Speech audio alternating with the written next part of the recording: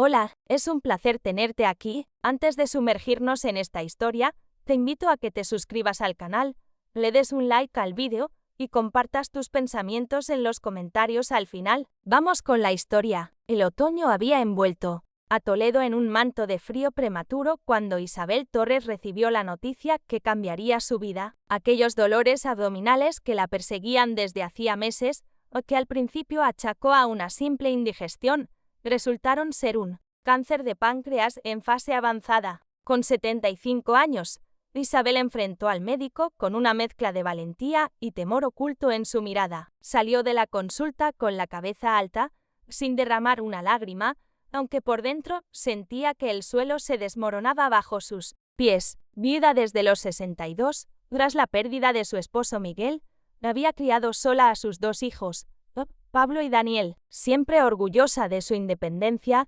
nunca pidió ayuda, pero ahora su cuerpo la traicionaba, exigiendo cuidados que nunca imaginó necesitar. Pablo, el mayor, fue el primero en saberlo. Respondió al teléfono con una frialdad que heló el corazón de Isabel, prometiendo visitarla el fin de semana, aunque vivía a solo 1 hora de distancia. Daniel, el menor, mostró más preocupación, pero su vida en Valencia le impedía estar presente con regularidad. Isabel asintió, fingiendo comprender, mientras cargaba con el peso de la noticia en silencio. Siguió su rutina como pudo, limpiaba la casa con esfuerzo, preparaba su café matutino y caminaba al mercado, aunque cada día el cansancio la vencía un poco más. Las noches se volvieron un tormento de insomnio y dolor. Los médicos recomendaron cuidados paliativos y compañía constante, y entonces Isabel entendió que su batalla no sería solo contra la enfermedad, sino también contra la pérdida de su autonomía,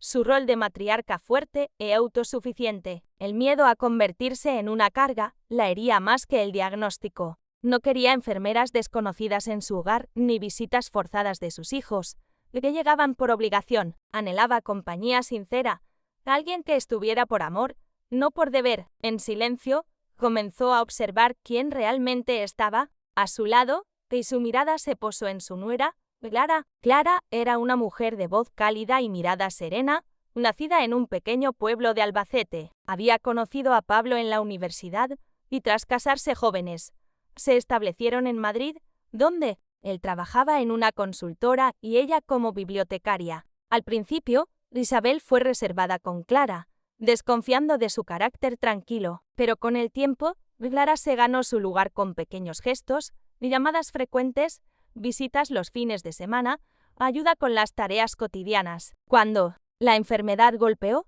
Clara fue la primera en acompañar a Isabel al hospital, mientras Pablo, siempre ocupado, encontraba excusas. Clara reorganizó su vida, pidió permisos en el trabajo y se convirtió en el pilar de Isabel. Preparaba infusiones, tomaba notas de las indicaciones médicas y escuchaba con paciencia cada historia que Isabel compartía. Poco a poco, entre tazas de té y charlas al atardecer, nació un vínculo profundo. Una mañana, Isabel la miró y le dijo: «Clara, eres más hija que nuera». Aquellas palabras sellaron una conexión que trascendía la sangre. La rutina cambió por completo. Clara llegaba cada mañana antes de las 7.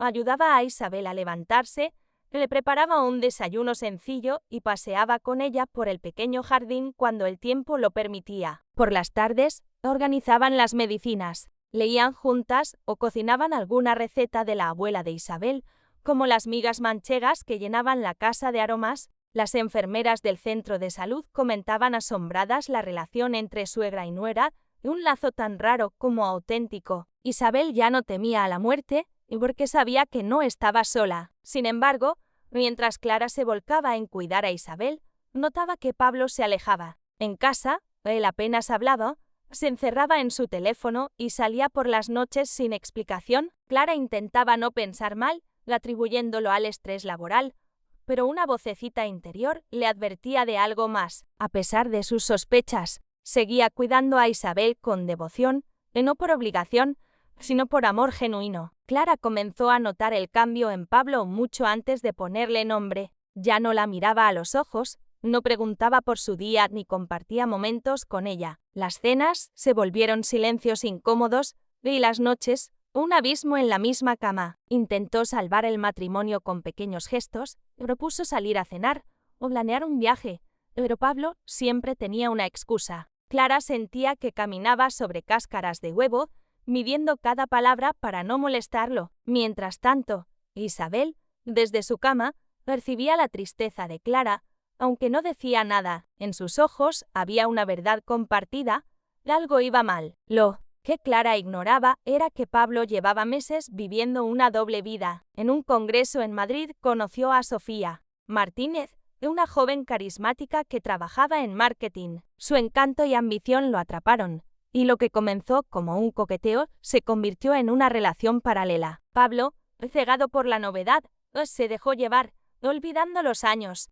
de amor y sacrificio junto a Clara. Sus salidas nocturnas se multiplicaron, siempre con excusas de cenas de trabajo o viajes urgentes. Cuando Clara preguntaba, él respondía con desprecio: «No me agobies, bastante tengo ya». Su actitud se volvió cada vez más cruel, criticando su ropa, su forma de hablar, su dedicación a Isabel. Para él, Clara se había vuelto aburrida. Mientras tanto, Isabel, desde su lecho, tomaba nota en un cuaderno de sus observaciones, escribiendo con mano temblorosa sobre la lealtad de Clara y la indiferencia de su hijo. Una noche, mientras Clara le ajustaba la manta, Isabel le preguntó: «¿Todo bien con Pablo?». Clara dudó, pero respondió que sí, que solo estaba ocupado. Isabel no lo creyó. Esa noche, escribió en su cuaderno: «Clara merece más que mi hijo. Él no la ve, pero yo sí». Aquellas palabras fueron el germen de una decisión que cambiaría todo. Daniel,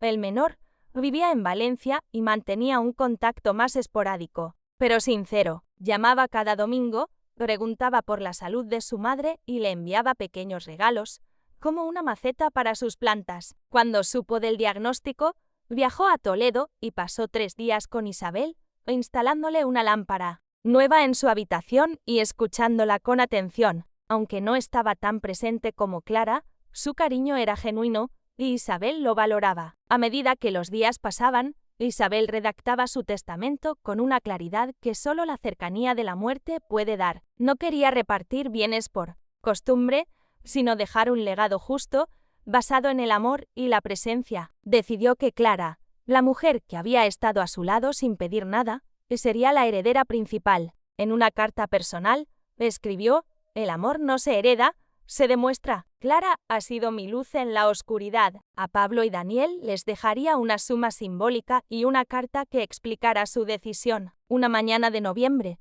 Isabel pidió a Clara que la llevara a una notaría en Madrid. «Solo unos papeles», dijo con voz tranquila. Clara, sin sospechar nada, la acompañó. En el despacho, Isabel se reunió con don Rafael Gómez, su notario de confianza. Con mano firme, firmó los documentos que dejaban la casa familiar en Toledo, un apartamento en Ávila y una cuenta de ahorros con 200.000 euros a nombre de Clara. Al salir, Isabel sonrió y dijo: «Todo en orden». Clara no preguntó, y en el camino de vuelta hablaron de recetas y del frío que llegaba. La muerte llegó una tarde de diciembre, silenciosa como una caricia. Isabel, más débil cada día, pidió a Clara que se sentara a su lado. «No te vayas aún», le susurró. Clara le tomó la mano, y minutos después, Isabel exhaló su último aliento, con la cabeza apoyada en el hombro de su nuera. Clara no lloró de inmediato, sostuvo a Isabel en silencio, como si quisiera prolongar su presencia. Luego llamó al médico y a Daniel. Pablo no contestó. El funeral fue sencillo, como Isabel había pedido. Daniel estuvo al lado de Clara, mientras Pablo llegó tarde, con gafas oscuras y sin apenas hablar. Durante la misa, Clara sintió que había perdido a una madre, pero también una paz profunda. Había estado hasta el final. 15 días después, Clara fue citada a la notaría para la lectura del testamento. En la sala, junto a Daniel y el notario, apareció Pablo, acompañado de Sofía y un bebé de pocos meses. «Este es Lucas, nuestro hijo», dijo Sofía con una sonrisa desafiante. Clara sintió que el aire se le escapaba, pero mantuvo la compostura. Pablo, con frialdad, anunció que estaba tramitando el divorcio. La humillación fue pública y devastadora. Cuando don Rafael comenzó a leer, la sala se llenó de un silencio. Tenso. Dejo la casa de Toledo,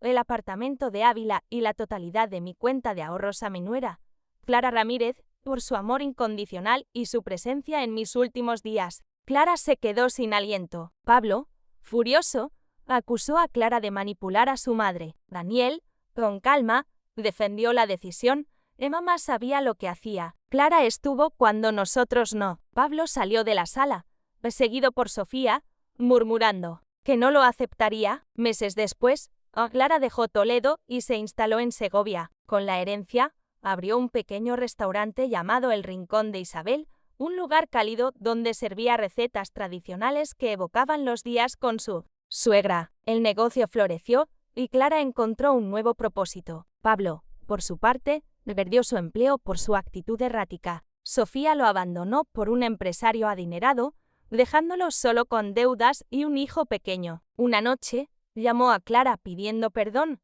pero ella, con voz serena, le dijo: «He aprendido a vivir sin ti. Te deseo paz, pero no vuelvas a buscarme». 3 años después, Clara conoció a Antonio, un panadero de sonrisa franca. Su amor creció sin prisas, basado en respeto y pequeños gestos. Se casaron en un viñedo bajo el sol de Castilla, y el Rincón de Isabel siguió siendo un refugio para el alma. Clara brindó con Antonio en la terraza del restaurante, sabiendo que Isabel, de alguna forma, seguía con ella. La justicia no estaba en los bienes, sino en el amor que había sabido cultivar. Gracias por acompañarnos en esta historia. No olvides suscribirte al canal, darle like al vídeo y compartir tus opiniones en los comentarios. ¿Qué te pareció el legado de Isabel? Queremos leerte.